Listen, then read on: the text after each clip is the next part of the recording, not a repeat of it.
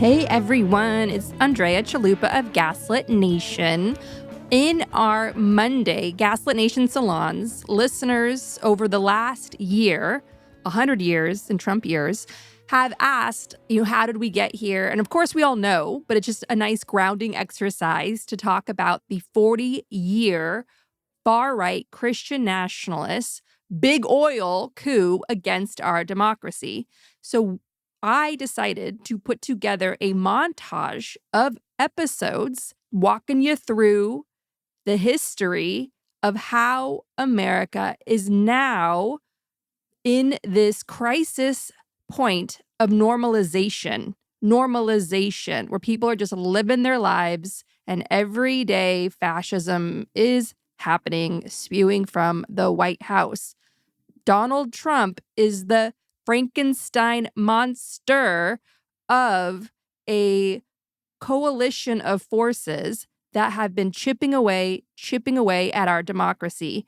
And here to walk us through it is a best of Gaslit Nation. You're going to hear from the investigative journalist Ari Berman of Mother Jones, Ann Nelson, the author of The Shadow Network, historian Nancy MacLean, the author of Democracy in Chains, Elie Mystal of The Nation, the justice correspondent, and you're going to hear from the director of the must-watch documentary Bad Faith, based on Ann Nelson's book, The Shadow Network, Stephen Ulacki. And of course, Jesse Eisinger, the Pulitzer Prize-winning investigative journalist at ProPublica, who led their extremely important investigations into corruption on the Supreme Court. You're going to hear from him, too, on how the Reagan Revolution plays into all this. So I love this episode. It really pulls everything together. If you want a link to all of the original interviews featured here, go to the show notes. And as always, we have the power. Fight back, stand up, be defiant, and shine your light. Because if there's one thing the darkness of the ghouls cannot stand, it is our collective light. And you have it in you. We all have it in you. America was built by authoritarianism. It has been a long history of authoritarianism for non-white people in this country and women. We are fighting our way out of it. This is just the latest chapter, and we are going to fight and build greater progress for everyone together. And if you want to know how, go to the Gaslit Nation Action Guide, linked to at the top of the show notes for this episode. Available at gaslitnationpod.com. Keep fighting, everyone, and stay shining bright. The fascinating thing is if you go back and look at the constitutional debates, there was a lot of debate about these institutions themselves, and there was a lot of compromises that the founders made. So it wasn't like there was unanimity on these things. They were aware in many cases that they were making compromises that a lot of them weren't crazy about. So take the Senate, for example. The idea that each state should have 2 senators, the same number of senators. That was something that a lot of the framers opposed. James Madison, who's thought of as the father of the Constitution, he was extremely opposed to this idea because he thought that it would allow a minority of states to thwart the will of a much larger majority of states, which of course is what has happened in the U.S. Senate. He signed off on it because he wanted the Constitution to be ratified, but he wasn't happy about the fact that each state had the same number of senators. Same with the presidency. There were framers that argued that the president should be directly elected by the people. Even back in 1787, that was argued. And a lot of arguments were made against it. They thought that the people would be duped, or they weren't informed enough to make a decision, or that it wouldn't give enough protection for the small states or the slave states. But that was debated at the time. The Electoral College wasn't something that the framers had planned all along. It was basically like, we don't want the president to be directly elected by the people, so let's come up with some crazy, complicated alternative instead. So there were these tensions even back in 1787 between democratic and anti-democratic forces. What we see over and over again is that the Constitution that was created was a product of these compromises. And often what happened is the compromises would favor smaller states, or it would favor slave states, or it would favor wealthy white property owners. So over and over, these privileged minorities were getting preferential treatment in ways that would hurt this much larger and more diverse majority. And I think that's what sparked and laid the groundwork for minority rule to become a reality across U.S. society and across U.S. history. Now let's fast forward to Wisconsin in recent history and how key swing states in the Electoral College have become these laboratories for autocracy of minority rule. Yeah, so we're fast forwarding many years from the founding. It's basically the kind of same idea that this essentially powerful conservative white minority would rule a state in Wisconsin that was known for being a laboratory for progressive reform, was a place that gave birth to labor unions and the first programs for Social Security and all of these different kind of reforms. It was captured by the conservative right after the 2010 election. This didn't just happen in Wisconsin. It happened in a lot of other key swing states as well, backed up by a lot of dark money. The idea was there was a whole project within the Republican Party, both to take back these states in reaction to Barack Obama's election, and then to draw new districts that would then enshrine Republican rule for the next decade and beyond. And Wisconsin became the laboratory for this strategy. And the idea was you take away all the democratic rights, essentially, that would allow you to be ousted from office. So they went after labor unions very early on because that was the main arm of the Democratic Party and the progressive movement. They passed new restrictions on voting to make it harder for Democratic constituencies to be able to organize and cast ballots. They gerrymandered so that it would be very difficult to ever oust the Republicans who are passing these unpopular policies from office. And it was basically an example of how a state could move from majority rule to minority rule. And it was the national model because they felt like if we could do this in Wisconsin, which is this state that was known for good government politics, for democratic reform, if we can do it in Wisconsin, then we can export it all across the country. And while the Democrats control the federal government, we're going to make the states the laboratory for autocracy that we replicate in state after state after state. While I do think that Joe Biden gets credit for some of his policies and programs that were generally very good, they failed at their one job because they didn't even understand what the job was. That is a huge reason why we're here, right? The second reason you already brought up, voting rights. The second job, if you were going to have two jobs, then the second job would have been to secure voting rights, to roll back the voting rights restrictions implemented by John Roberts starting in 2013. Understand, people, that the Republican response to the first Black president in the first instance was to restrict voting rights. To understand that Black people had gotten to the point where they had so much political power that we could even have a Black president, the first thing they did was take away and restrict voting rights to make it harder for Black people to vote, thus making it harder for there ever to be another Barack Obama. That was their first plan. And it's that plan fundamentally that led to Trump in the first place. Voter suppression, voter depression, leading to Trump in the first place in 2016. So again, if you're the Biden administration, job one, make sure that Trump can't run again. Job two, make sure that everybody can vote as easily and fairly and seamlessly as possible. And then we want to be here. We are here because not only of the complete capitulation of the Republican Party to an authoritarian cult of personality. We're here because of a series of failures by Democrats when they had power to secure the guardrails, if you will, to secure the fences, right? And now, as I keep writing, now we're in a time of consequences. Now we have to pay for the failures of the past.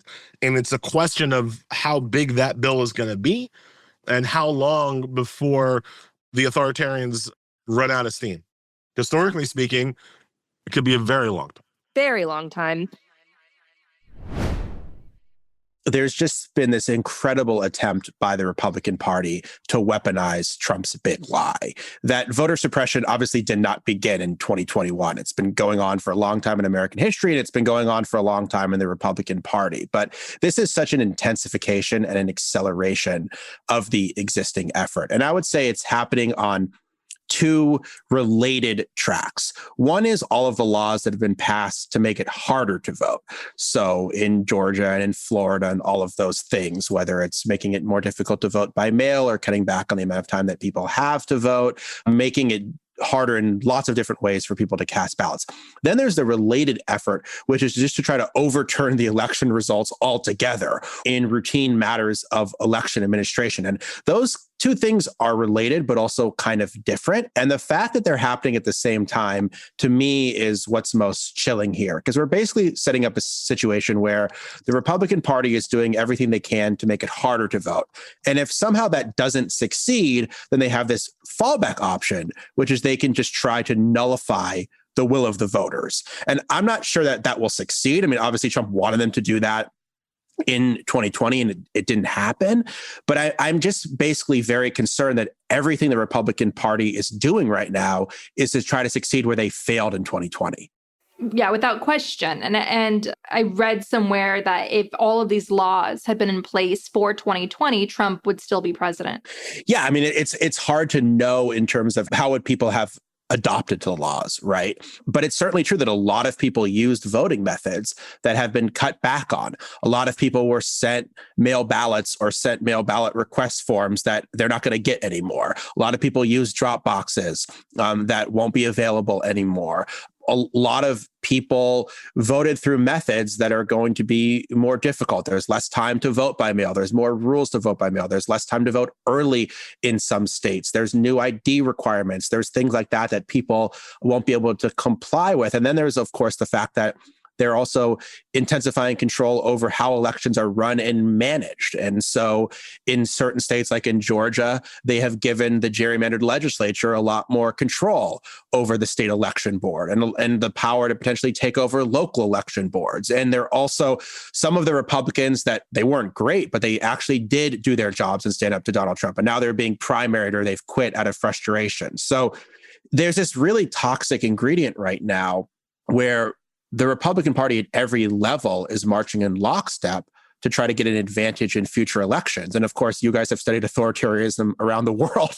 That's exactly what happens in authoritarian countries. You try to rig the results so that you'll never lose power in the first place. Or if you are potentially voted out of power, the election results just won't be recognized. And I fear that's the situation we're heading in America right now.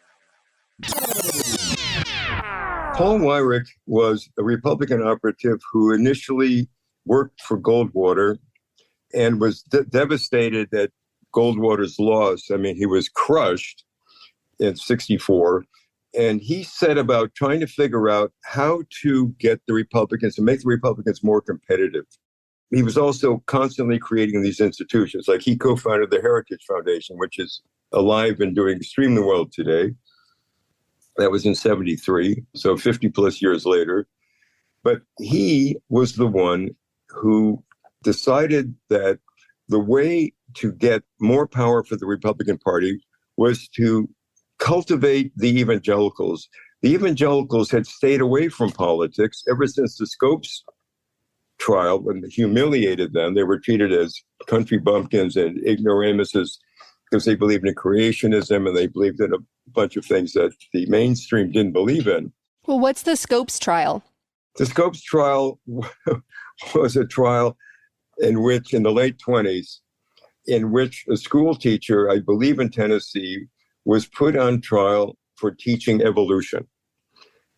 And this outraged those people who believed, whose faith told them that the world was actually created in 6,000 years, and that this was because it was, what he was teaching was against what the Bible said. So they were outraged. There was a trial, Clarence Darrow on one side and O'Brien, William Jennings Bryan on the other, two giants.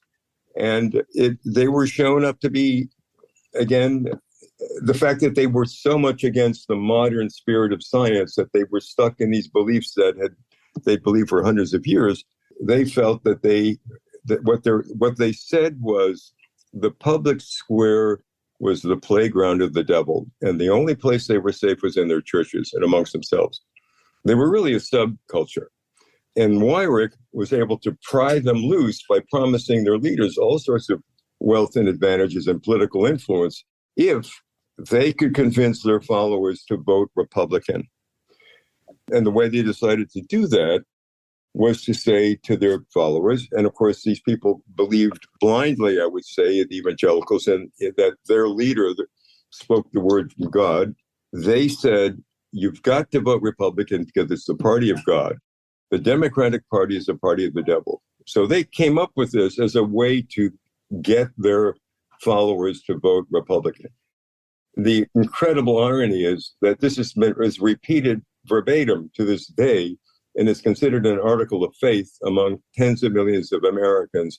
And it was only a device that was used in order to get the followers who were apolitical to actually vote and to vote Republican. The other crazy thing that happened was that the real reason the evangelical leaders wanted to get involved was because they wanted to defend their segregated academies, Christian academies. And with the Brown versus Board of Education, they were no longer going to claim tax-exempt status. And that enraged them and made them feel that they had to turn that around. Now, that was the real reason. But Weyrich very cleverly came up with a better rallying cry. And that was defending the rights of the unborn, something he made up. He was a Catholic, and so he knew the Catholics, conservative Catholics, were against abortion. The evangelicals had never had any problems with it. The Southern Baptist Convention in 1973, after Roe versus Wade, that decision, they applauded that decision. Falwell didn't talk against abortion for 5 years. It was only after there was a deal to be made that they changed their tune, and abortion became the so-called reason why they had to go to the polls and what they had to defend. It's a scam on a massive level that was incredibly successful. Both the rallying cry and the divisiveness in the country that it caused. But another element, I think, to the dumbing down of the American public and to the number of people who believe in things that are outright false, that can be easily disproved with facts. A key element of that, again, I think, has the fingerprints of the folks I wrote about on it, because the Koch network and a number of these allied organizations, including like Grover Norquist, Americans for Tax Reform, and so forth, they all pushed for ending what was called the fairness doctrine in broadcasting. And that happened in 1986. And when the fairness doctrine ended, that required accuracy for use of the public airwaves and balance and so forth, that's when you really saw like Rush Limbaugh and right-wing talk radio take off.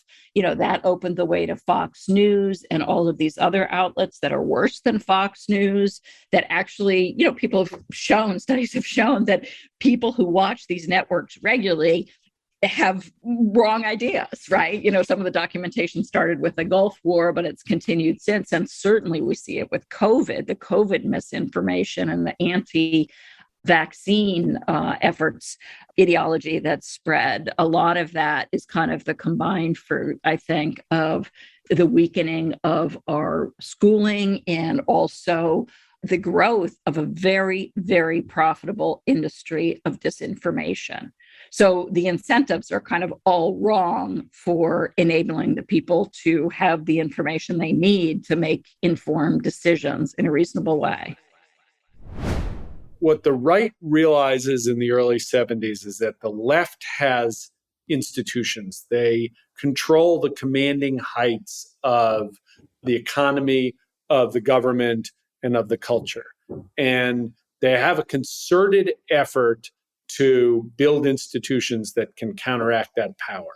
There's this famous memo from Lewis Powell, who's the head of the Chamber of Commerce and becomes a Supreme Court justice. And he lays out, he says, there's this kind of Naderite anti-corporate revolution. They're going to regulate and tax us to death, and we need to respond to that. And they start building these institutions, and all these wealthy funders start to build the American Enterprise Institute and fund the Chamber of Commerce and the Cato Institute and Olin Foundation and Bradley Foundation, the Coors family, later the Kochs, building this extraordinary network. So now what's interesting is that the right says that the left continues to control the commanding heights of the culture, but they kind of discount that the left doesn't remotely control the commanding heights of either the government or the economy or corporations. Those are really people who are running the society now. And so what the left needs to probably do is try to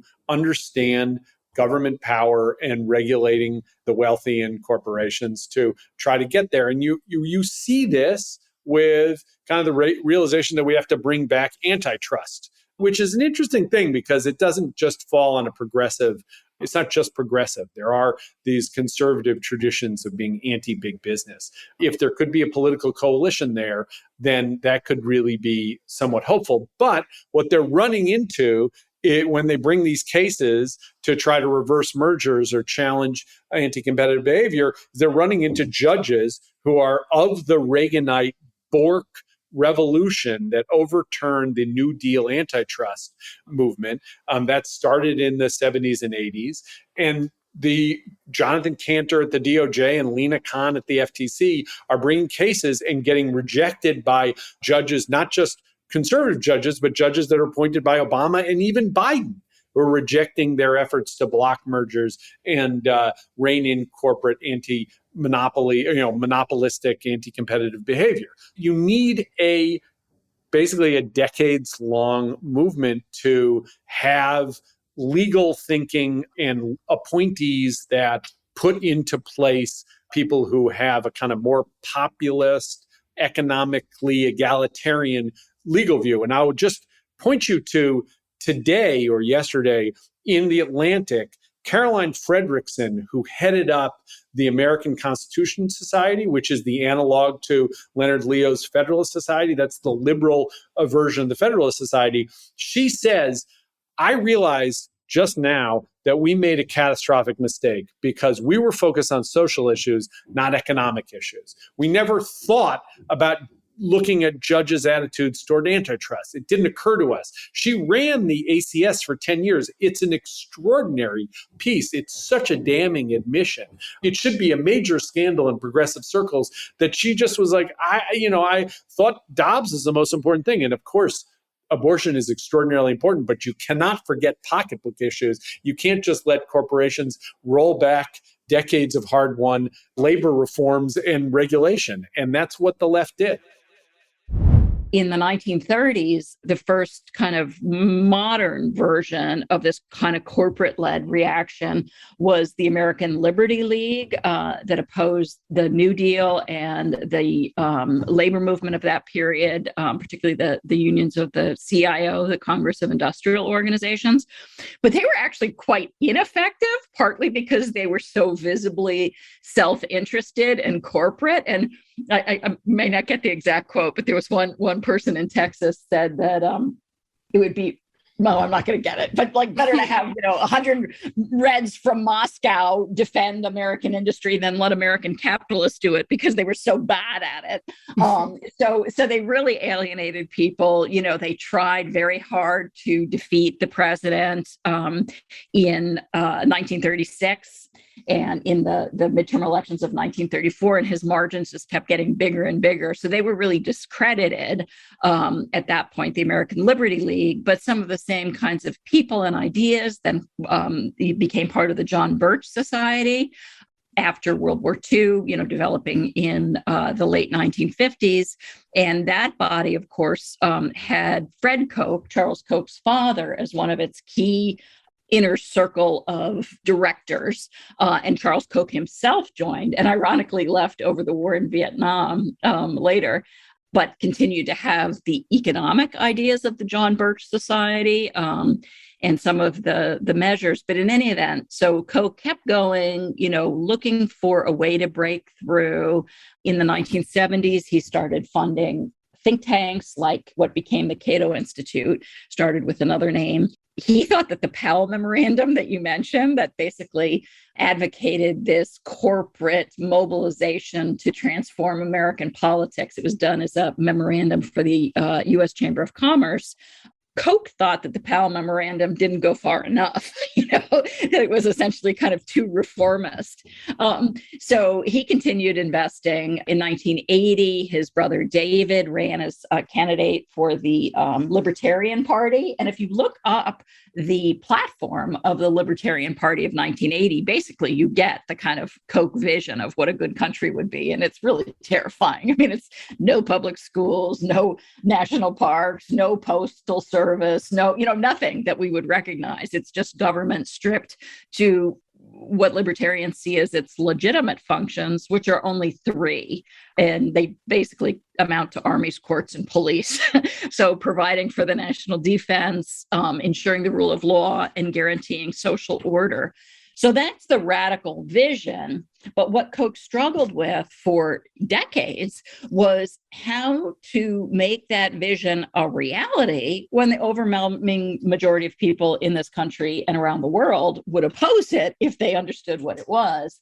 And what really began to change things in the new century was that he took the ideas of a figure that I wrote about in Democracy in Chains, a man named James McGill Buchanan, and turned those into a strategy for effecting this change, again, through rewriting the rules at every level, through disinformation, et cetera. So that kind of brings us to where we are. Charles Koch has been funding the Federalist Society since its creation in the 1980s. He boasts that he provided seed money to it.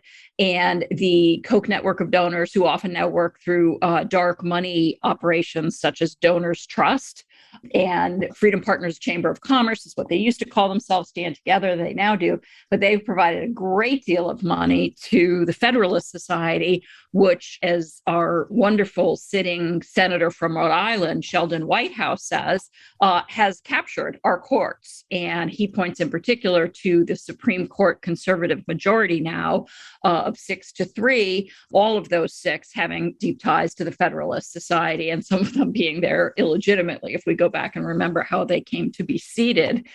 So this is really a tremendously powerful operation. And members of this Koch network, kind of Koch insiders, were part of Donald Trump's administration from the very beginning. We could get into detail on that.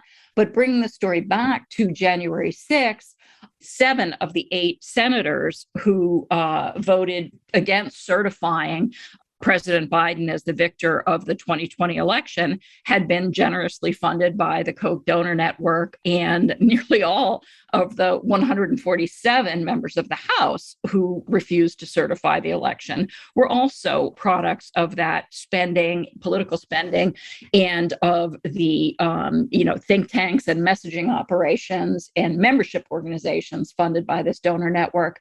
So really what we're seeing in the January 6th events and in all that's followed since, the voter suppression and more arch gerrymandering, attempts to pass laws to change the way that elections results will be counted and recognized, all of that is the product of literally decades of investment by Charles Koch in particular, and in more recent years, the hundreds of donors that he has convened behind this arch right strategy to basically undermine government as we've known it. And here I'm not exaggerating, I'm a historian, undermine government as we've known it over the course of the 20th century and into the 21st. So they basically aim to use a kind of stealth strategy, and we can get into what I mean by that, but a stealth strategy to rewrite the rules of governance in America up to and including the Constitution in order to enable the kind of government that prevailed in the United States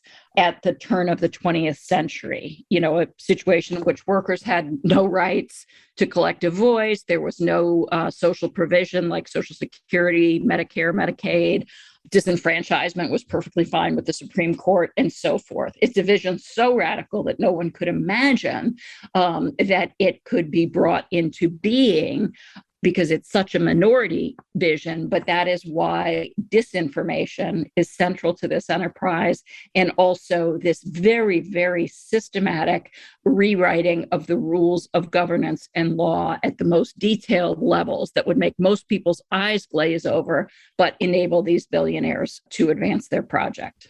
It seemed that stealth strategy, from my findings, really began to take off for the Koch network in the 1980s. And that was after the Pinochet dictatorship in Chile had come to power and had managed to privatize Social Security, education, and healthcare, by and large, with the people not having any power, or freedom.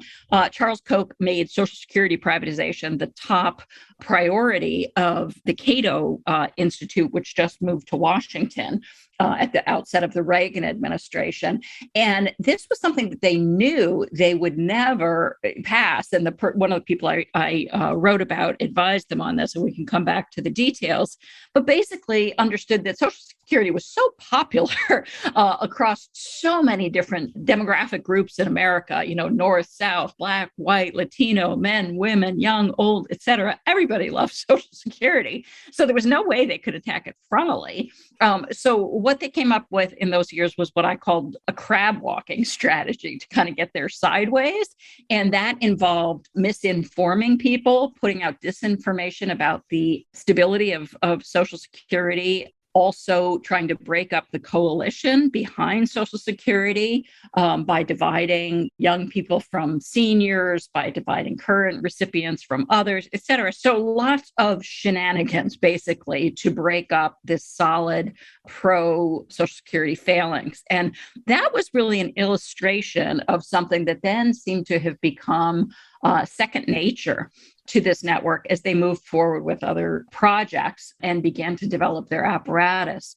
So one key element of this stealth strategy is disinformation. And as I mentioned about Social Security, they use disinformation about the stability of Social Security and whether it would be there for future generations to try to undermine popular support for it. Well, they also began to develop what is now Americans for Prosperity in the 1990s with a group called Citizens United. And that group, too, relied heavily on disinformation to protect corporate power. So they worked closely with the tobacco industry to spread disinformation about the harms of tobacco when they were facing pressure for regulation and various kinds of anti-smoking measures. Although we didn't know the Kochs at the time, so nobody really commented on them per se, Citizens United, this group that they had created, led the fight against the Clinton healthcare plan.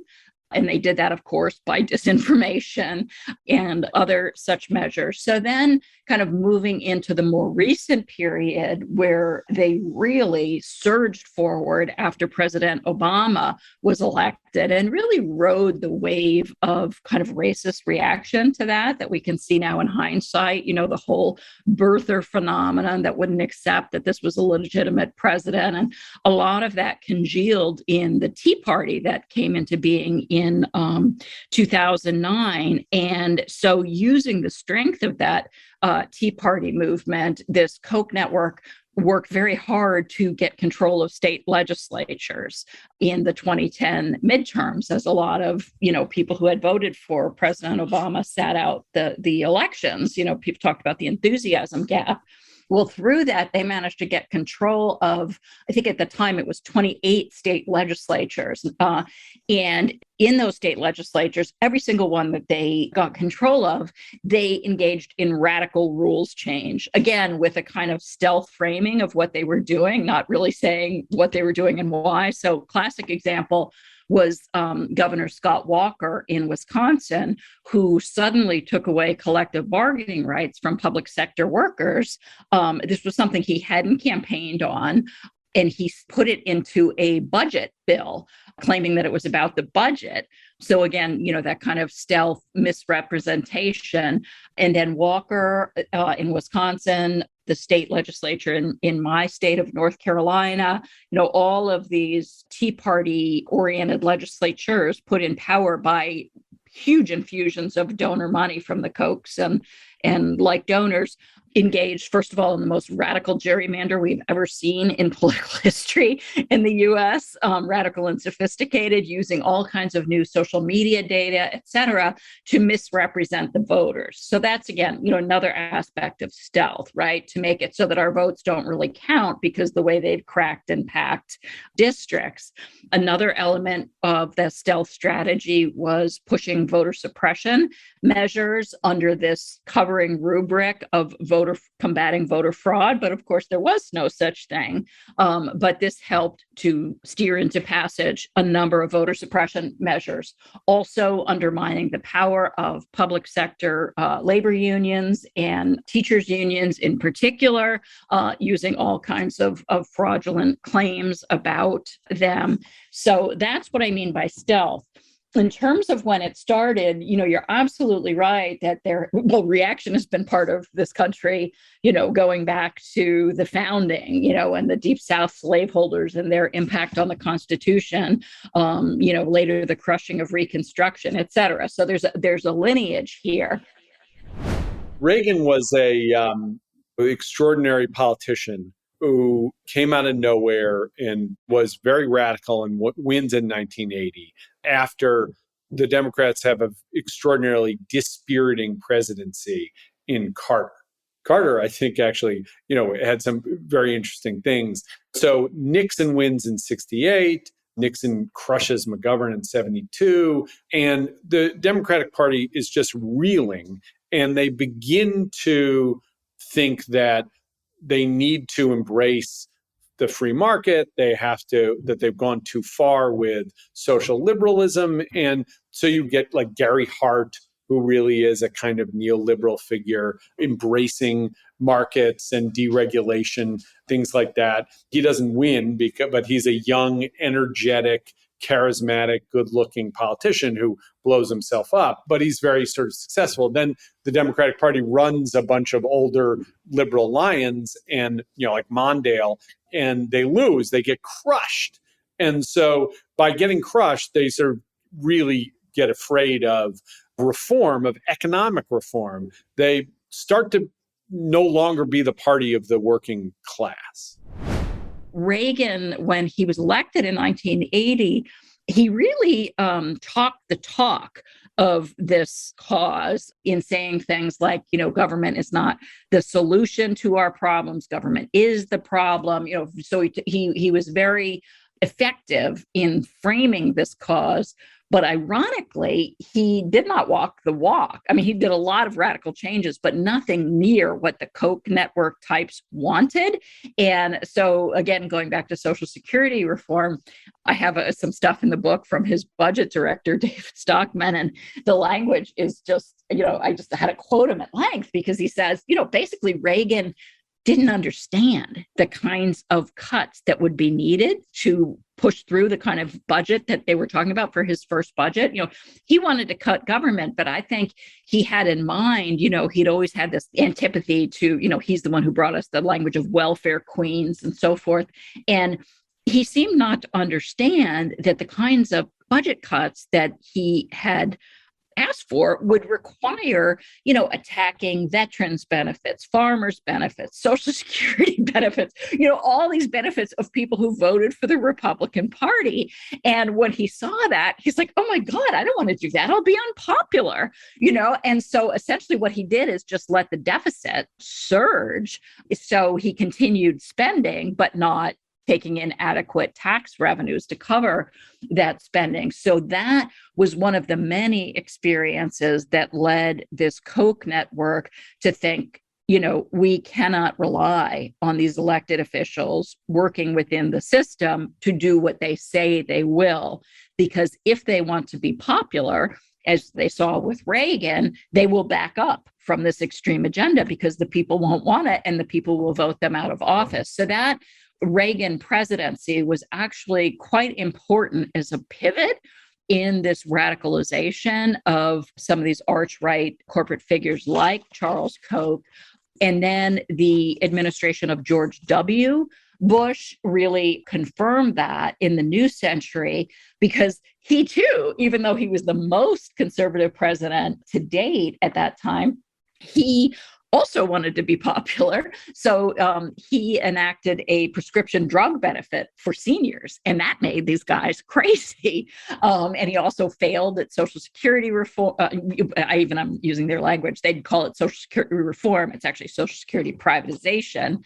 But in any event, a series of experiences made them realize that whenever elected officials were accountable to majorities, were accountable to a fully enfranchised, accurately represented public, they would pull back from the brink and they wouldn't do what the donors wanted them to do. So that is why they turned to stealth and to this radical rewriting of the rules of governance, including things like, again, gerrymandering, voter suppression, trying to destroy the power of labor unions and so forth, because they wanted to insulate elected officials that they were pushing out to do these things from the reaction of the public. And of course, their ultimate way of insulating elected officials from public pressure is a push to rewrite the Constitution.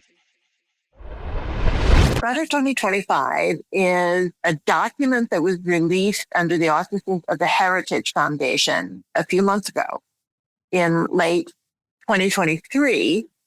And it is a blueprint for the way that the radical right wing of the Republican Party plans to transform American flawed but functional democracy into a complete dictatorship.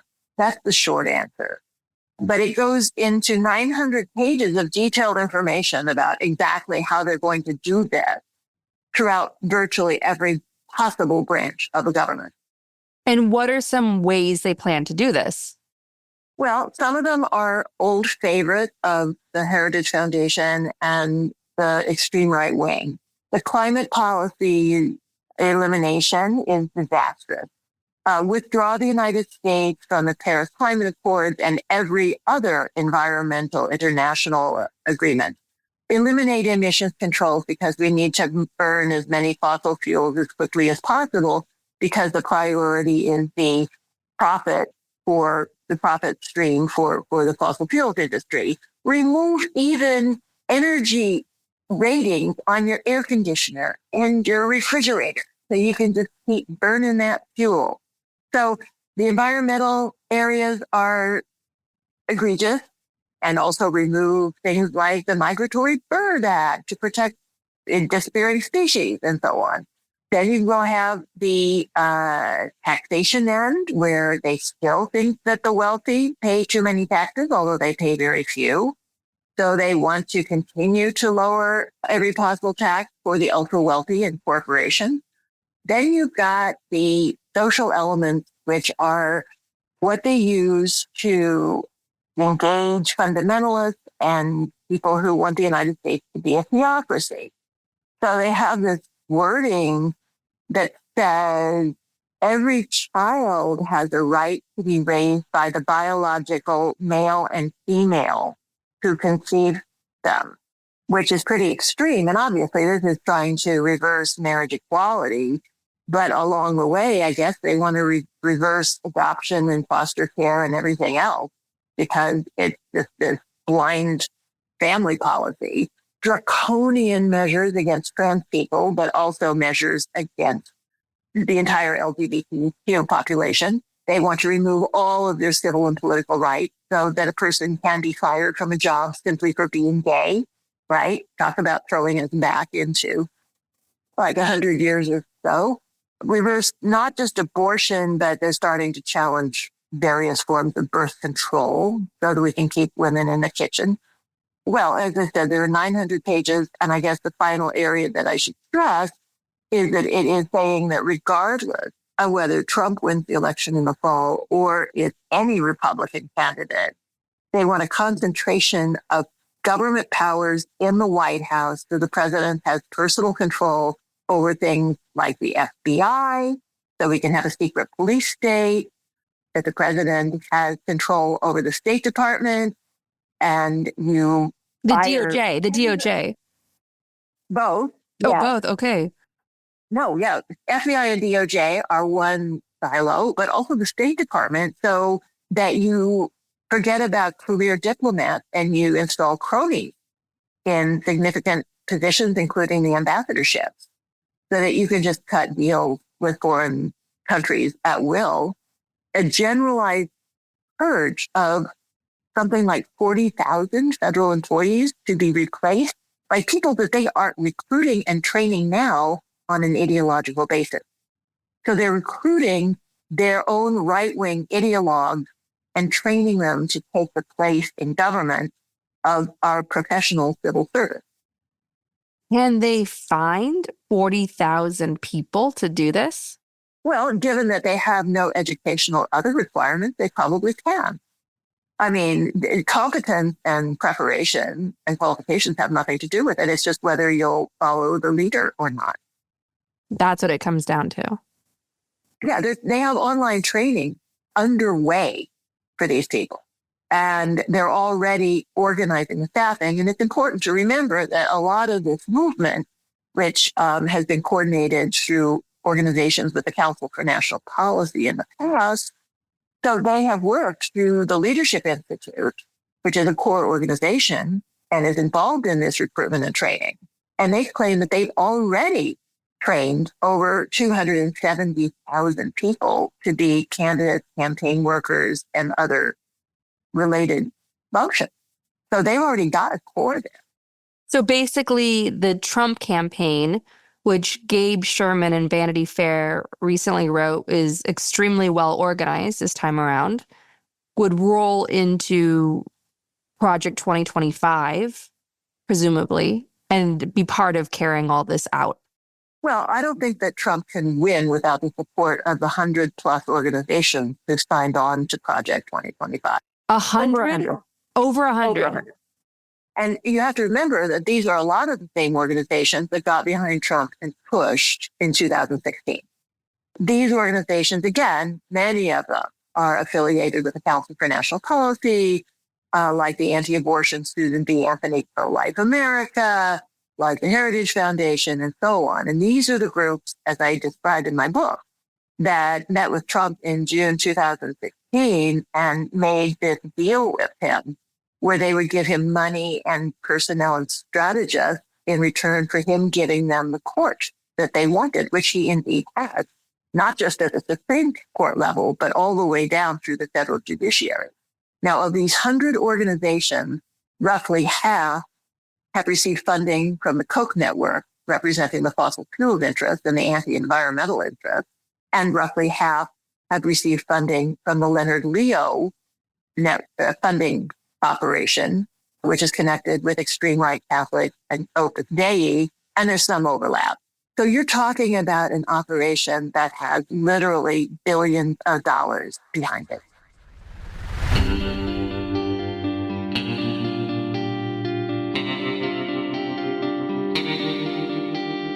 Want to join the conversation? Shape the show by becoming a member of Gaslit Nation on Patreon. Join our community of listeners for exclusive Q&A sessions, bonus shows, get all episodes ad-free, invites to live events, and more. Most importantly, connect with other listeners in our group chat and committees, planting seeds of change. Sign up at patreon.com/gaslit. Gaslit Nation hosts Resilience Political Salons every Monday at 4 p.m. Eastern. Can't make it live? Recordings are available to our community on Patreon. Salons are your space to vent, ask questions, and connect with other listeners who also really hate Nazis. To help Ukraine with urgently needed humanitarian aid, join me in donating to Razom for Ukraine at razomforukraine.org. To help refugees in conflict zones, donate to Doctors Without Borders at doctorswithoutborders.org. And if you want to help critically endangered orangutans already under pressure from the palm oil industry, donate to the Orangutan Project at theorangutanproject.org. Gaslit Nation is produced by Andrea Chalupa. Our editing wizard is Nicholas Torres, and our associate producer is Carlin Daigle. If you like what we do, leave us a review on iTunes. It helps us reach more listeners. And check out our Patreon. It keeps us going. Original music in Gaslit Nation is produced by David Whitehead, Martin Vissenberg, Nick Farr, Damian Arriaga, and Carlin Daigle. Our logo design was donated to us by Hamish Smythe of the New York-based firm Order. Thank you so much, Hamish. Gaslit Nation would like to thank our supporters at the producer level on Patreon and higher. Todd, Dan, Milo, and Cubby, Abby Zavos, TBL92666, because we are defeating the Antichrist.